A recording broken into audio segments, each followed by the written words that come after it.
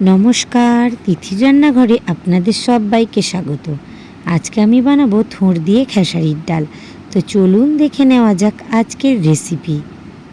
ঝিরিঝিরি করে কেটে নিয়েছি থোড়, নিয়েছি খেসারির ডাল, অর্ধেক টমেটো, একটা শুকনো লঙ্কা, 1 ইঞ্চি আদা আর 1 চামচ জিরে নিয়ে আমি বেটে নিয়েছি।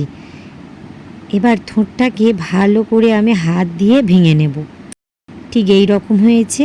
এবার একটা প্রেসার কুকারে দিয়ে দেব। এই রেসিপিটা বানানোর জন্য অবশ্যই নরম থোড়টাই নেবেন, তবে কিন্তু ভালো লাগবে ডালটা।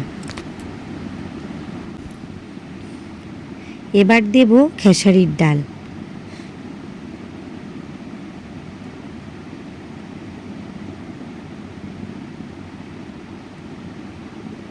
দিয়ে দিলাম অর্ধেক টমেটো,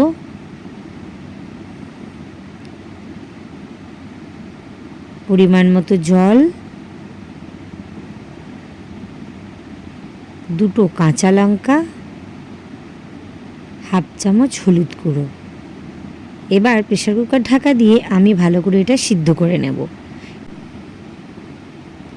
এদিকে কড়াইতে দিয়ে দেব সর্ষের তেল, ফোড়নের জন্য দিয়ে দেব একটা তেজপাতা, একটা শুকনো লঙ্কা। একটু ভেজে নিয়ে দিয়ে দেব 1 চামচ গোটা জিরে।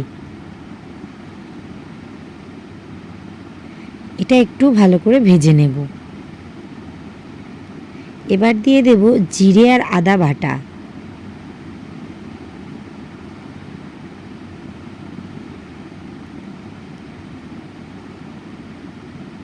এবার দিয়ে দেব অল্প একটু হিং।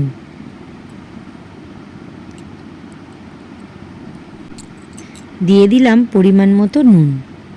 আবারও মশলাটাকে ভালো করে কষিয়ে নেব।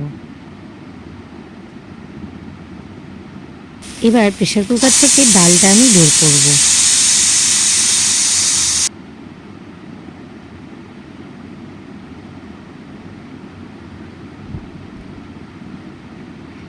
প্রেসার কুকারে আমি 2টো সিটি দিয়ে নিয়েছিলাম। ডালটা ঠিক এই রকম সিদ্ধ হয়েছে।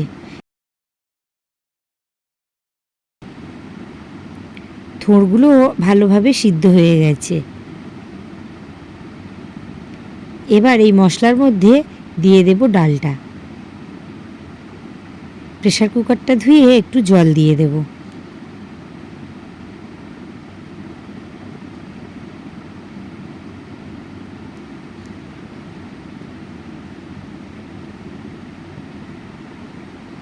এবার ভালো করে ফুটিয়ে নেব।